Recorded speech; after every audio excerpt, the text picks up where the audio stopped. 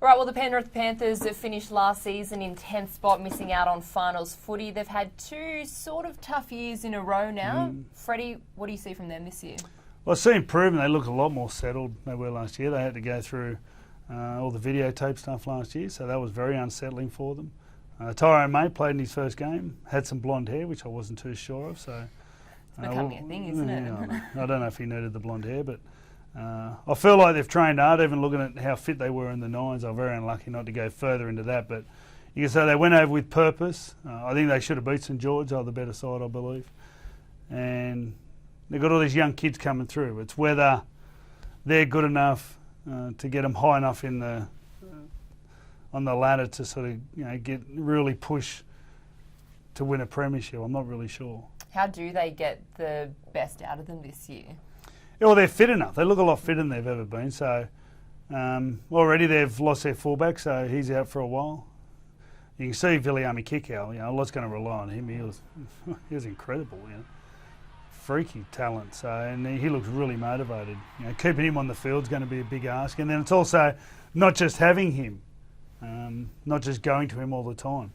The one thing that's a real big bonus is Api Koroisau, and you could see also in the Nines that he just showed a little bit around dummy half. And if any team in the competition can't keep the markers and interest around the play of the ball, then it's nearly impossible to score anywhere else on the field. So Api Koroisau is going to make such a difference, especially to Nathan Cleary. And I think Jerome Luai will start at 5'8". So I think their game will be, they'll have a lot more time with Api doing what he does around dummy half. Yeah, no doubt James Maloney, a huge loss for them. Do you think Jerome Luai is the one to partner Cleary in the halves? Yeah, I think so. I wonder if training's much quieter at Penrith. Can you imagine sort of losing him, just someone like one of those barking dogs in your ear all the time, just constantly at you.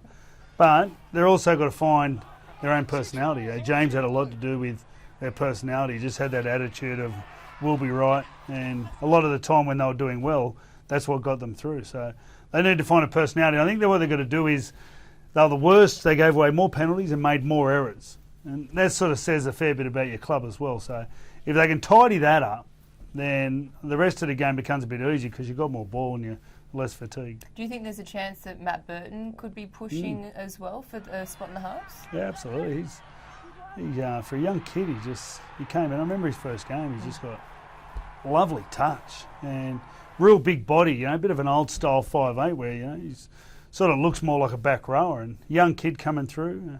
He's a fantastic talent, and I think he's sort of surprised everyone how easy he handled it.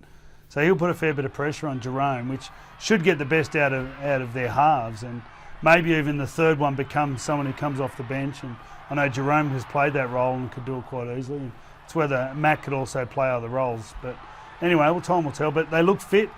They look pretty young. So whether that youth is going to help them or hinder them. Nathan Cleary, it's his team. He was going to be the one controlling them on the field. How do you think he'll go in that role? Yeah, well, he's adapting to it. And I think without James, it'll make him. He'll have to own that role. I don't see Jerome Luai as a great talker. I don't really know Jerome that well, so he just appears to me like a pretty quiet kid who just loves playing footy. So, if he can play that role, then Nathan's really got to spend all his time steering the team around the park. It means he's got to talk more. One of his biggest downsides is just being a louder talker, and that's something that he'll constantly have to work on, because once again, he's a pretty quiet natured sort of bloke as well.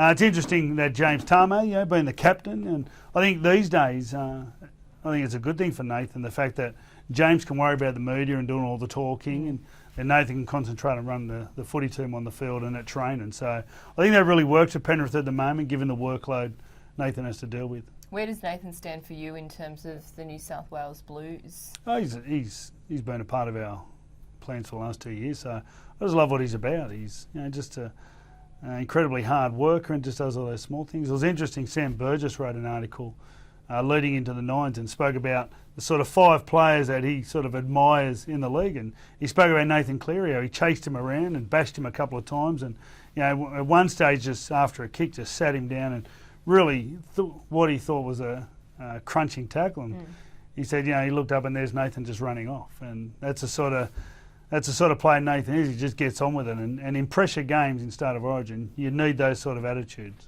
And he has put on a bit more size as well this year, a couple of kilos. You've got to be careful though. You got to muscle. How do you know it's muscle? Well, he told us. Oh, right, muscle. All right. You got to be careful as well.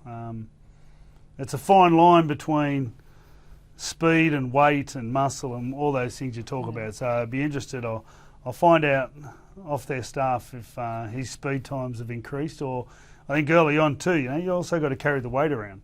So things can be more demanding. So I did that a lot when I was younger. I carried weight around. I'm not sure if it was muscle, but it was weight. What about now? I don't know. I haven't jumped on scales for a while, so I try to stay away from them. All right, what is your prediction for the Panthers? Where do you think they'll finish? I think they'll do well. I think they've got a pretty good spirit going on there at the moment. I think they'll most try the bottom part of the 8, somewhere between sort of 5 and 8. I think they're all pretty much similar, so I think they'll finish somewhere around there. All right, well, it is a tough one. First up for the Penrith Panthers, they are at home to the Roosters.